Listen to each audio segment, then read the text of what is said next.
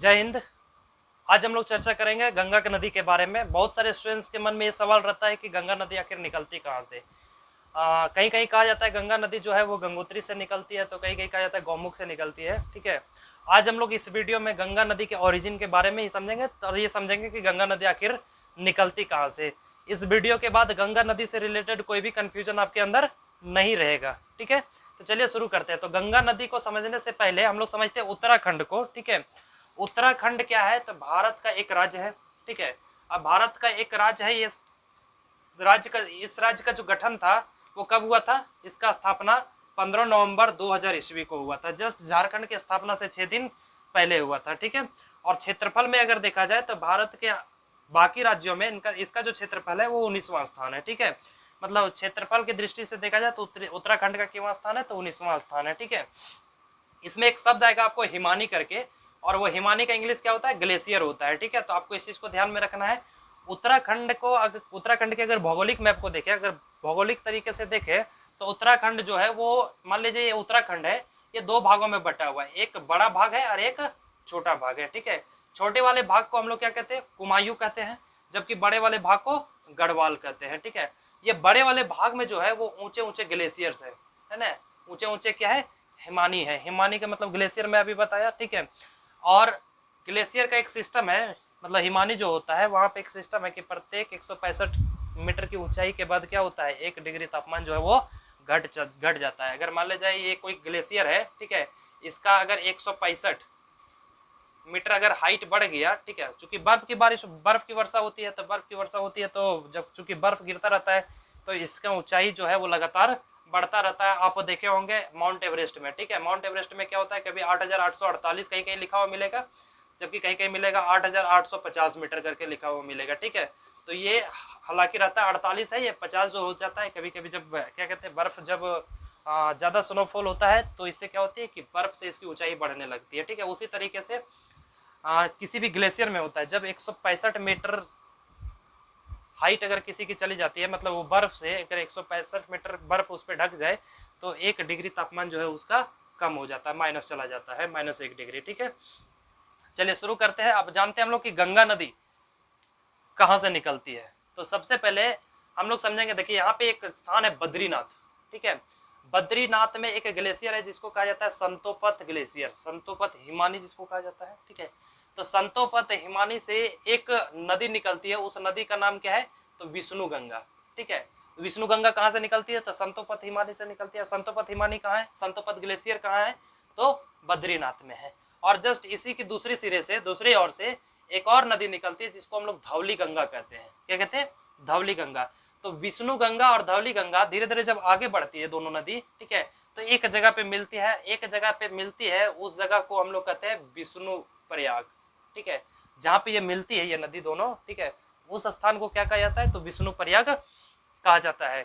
अब प्रयाग का मतलब समझिए आप। यहाँ पे देखिए प्रयाग लगा हुआ मिलेगा सबके बीच में आपको। ठीक है, नंद प्रयाग है ना, कर्ण प्रयाग, ये सब सबके लास्ट में आपको प्रयाग लिखा हुआ मिलेगा। तो जहाँ पे कोई भी दो नदी का संगम होता है ना, ठीक है, तो उसको प्रयाग कहा जाता है। ठीक है, तो यहाँ पे क्या हुआ कि विष्णु गंगा और धवली गंगा का दोनों का क्या हुआ? तो मेल हुआ, तो इसलिए यहाँ पे क्या, इसको क्या कहा गया? तो विष्णु प्रयाग कहा गया। अब चूंकि यहाँ से ये विष्णु गंगा बन करके आ रही थी और यहाँ से ये धवली गंगा बन करके आ रही थी, कि मतलब बद्रीनाथ की ओर से विष्णु गंगा बहते हुए आ रही थी, दोनों जब मिली तो भूगोल का एक अपना नियम है। ठीक है, ज्योग्राफी का एक अपना नियम है। वो नियम क्या है कि जब दो नदी कहीं से आकर के मिलती है, ठीक है, और दोनों की अगर गहराई सेम है, ठीक है, तो जहां से मिलती है उसके आगे से उसका नाम बदल दिया जाता है। ठीक है, अगर मान लीजिए कोई दो नदी है, एक नदी ये है एक बी है, ठीक है, यहाँ से दो नदी आकर के एक स्थान पे मिली तो इसको प्रयाग कहा गया। ठीक है, और यहाँ से फिर इसका नाम क्या कर दिया जाएगा? बदल दिया जाएगा। कब? जब दोनों नदी की गहराई एक जैसी होगी, ठीक है, इक्वल होगी। लेकिन अगर मान ले जाए कि बी की गहराई ए से ज्यादा है, ठीक है, तो ये नदी जो है वो बी के नाम से ही आगे बढ़ती भी रहेगी। मतलब जिस नदी का गहराई ज्यादा होता है उसी नदी के नाम से, मतलब उसी नाम से वो नदी आगे बढ़ती रहती है। लेकिन यहाँ पे क्या हुआ था? विष्णु गंगा और धवली गंगा जब विष्णु प्रयाग में मिलती है तो दोनों की गहराई जो है वो इक्वल है। इक्वल रहने के कारण ना तो ये विष्णु गंगा बन के आगे निकली, ना ही धवली गंगा बन के आगे निकली। यहाँ पे क्या हुआ? ये दोनों नदी यहीं समाप्त हो गई। यहाँ से इसका एक नया नाम पड़ा। वो नया नाम क्या पड़ा? तो अलकनंदा पड़ा। ठीक है, ये जो नदी यहाँ से निकले उस नदी का नाम क्या पड़ा? अलकनंदा पड़ा। जैसे जैसे अलकनंदा आगे बढ़ती है, यहाँ पे देखते हैं कि कई नदियों का संगम इसमें होता रहता है। ठीक है, कई नदी, बड़े बड़े नदियां आकर के इसमें मिलते हैं। छोटी नदियां तो खैर हजारों लाखों की संख्या में है, लेकिन बड़ी नदियां की हम चर्चा करते हैं। तो सबसे पहली जो एक बड़ी नदी आकर के मिलती है उसको हम लोग कहते हैं नंदाकनी। नंदाकनी एक नदी है, ठीक है, जो अलकनंदा में आकर के मिलती है। और नंदाकनी जहां आकर के मिलती है तो उसको हम लोग क्या कहते हैं? तो नंद प्रयाग कहते हैं। अभी हम बताएं कि जहाँ पे दो नदियों का संगम होता है उसे हम लोग प्रयाग कहते हैं। हालांकि उसका नाम पे दिया गया है, जैसे यहाँ विष्णु के नाम पे दिया गया, विष्णु प्रयाग, नंद प्रयाग, इस तरह से, ठीक है, दिया जाता है। तो नंदाकनी नदी आकर के अब कहाँ पे मिलती है? अलकनंदा में। अब अलकनंदा यहीं से ये बन गया, इसका नाम अलकनंदा पड़ गया। ये आगे भी अलकनंदा बन करके इसलिए बढ़ रही है क्योंकि ये जो नंदाकनी नदी है इसकी गहराई जो है वो अलकनंदा की तुलना में कम है, इसलिए नंदाकनी नदी जो है वो यहीं पे समाप्त हो गई और ये अलकनंदा जो नदी है वो धीरे धीरे आगे बढ़ती चलेगी। और भी आगे बढ़ने के बाद एक और बड़ी नदी आकर के अलकनंदा से मिलती है जिसका नाम है पिंडार। ठीक है, पिंडार एक नदी है, ये आकर के किसे नहीं मिलती है? तो अलकनंदा से मिलती है। पिंडार भी आकर के खत्म कहाँ हो जाती है? तो कर्णप्रयाग के पास आकर के खत्म हो जाती है, कर्णप्रयाग के पास। ठीक है, अब कर्णप्रयाग के पास पिंडार आकर के इसलिए खत्म हो जाती है क्योंकि अलकनंदा के तुलना में पिंडार नदी की जो गहराई है वो कम है। और अभी हम बताए भौगोलिक स्थिति, भौगोलिक नियम के आधार पे कि अगर दो नदी एक जगह पे मिलते हैं तो आगे वो नदी जो है उसी नाम से बढ़ेगा जिसकी गहराई ज्यादा होगी। तो यहाँ पे भी देखिए, यहाँ पे नंदाकनी मिल रहा था तो अलकनंदा का गहराई ज्यादा होने के कारण ये अलकनंदा बन के आगे निकली। पिंडार नदी भी जब मिली कहाँ पे? तो कर्णप्रयाग के पास। तो यहाँ पे भी अलकनंदा का गहराई ज्यादा होने के कारण पिंडार नदी जो है वो यहीं समाप्त हो जाती है और फिर ये अलकनंदा नदी जो है वो कंटिन्यू आगे बढ़ती चली जाती है। ठीक है, आगे बढ़ने के बाद फिर से एक इसमें बड़ा सा नदी का संगम होता है, मेल होता है। ठीक है, कहाँ पे? तो रुद्रप्रयाग के पास। अब रुद्रप्रयाग के पास आकर के कौन नदी मिलती है? तो केदारनाथ। आप नाम सुने होंगे, केदारनाथ से एक नदी निकलती है जिसका नाम है मंदाकनी। ठीक है, तो मंदाकनी नदी जो है वो केदारनाथ से निकलती है और केदारनाथ से निकल करके कहाँ आकर के मिलती है? अलकनंदा से मिलती है। अब चूंकि इसका भी गहराई कम होने के कारण क्या हुआ कि अलकनंदा ही ये आगे लगातार बढ़ता चला गया। ठीक है, मंदाकिनी नदी जो है उसकी गहराई अलकनंदा की तुलना में कम है, इसलिए अलकनंदा नदी जो है कंटिन्यू आगे बढ़ती चली गई, है ना। और आगे बढ़ने के बाद एक और स्थान आता है जहाँ पे भागीरथी नदी का मेल होता है। ठीक है, और एक और नदी का, ये भागीरथी नदी का यहाँ मेल होगा, उसको हम लोग कहते हैं देवप्रयाग। ठीक है, जहाँ पे भागीरथी नदी का मेल होता है, अभी बताते हैं हम भागीरथी नदी के बारे में भी। ठीक है, तो जहाँ पे भागीरथी नदी आकर के मिलती है उसको हम लोग कहते हैं देवप्रयाग। भागीरथी नदी कहाँ से निकलती है वो दिखाते हैं। ठीक है, उत्तराखंड के एक जिला है उत्तरकाशी।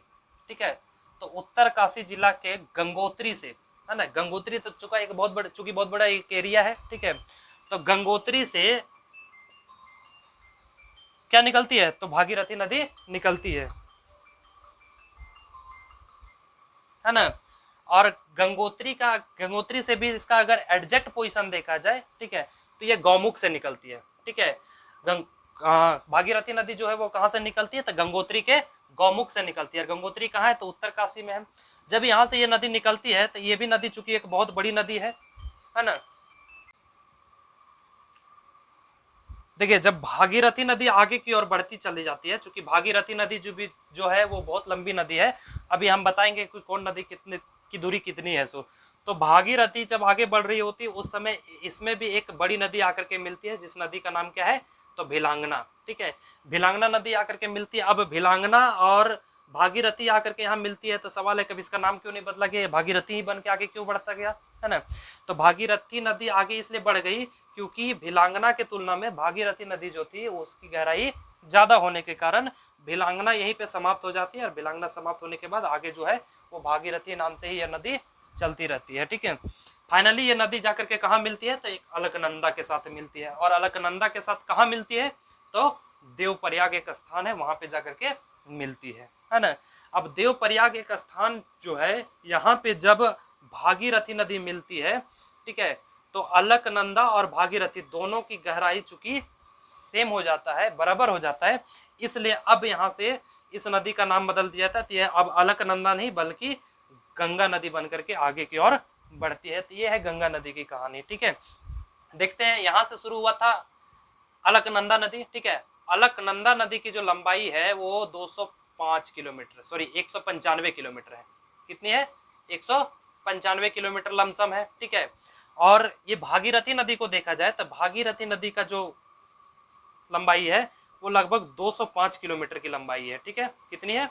205 किलोमीटर की लंबाई है। तो चूंकि देखिए अब दोनों नदी बड़ी नदी थी, है ना। अलकनंदा भी 195 लगभग 200 किलोमीटर की लंबी नदी थी, है ना। भागीरथी जो उत्तरकाशी जिला से निकलती है गंगोत्री के गौमुख से, ठीक है, तो वो भी क्या है, उसकी भी दूरी 205 लगभग 200 से 205 किलोमीटर की दूरी है ना।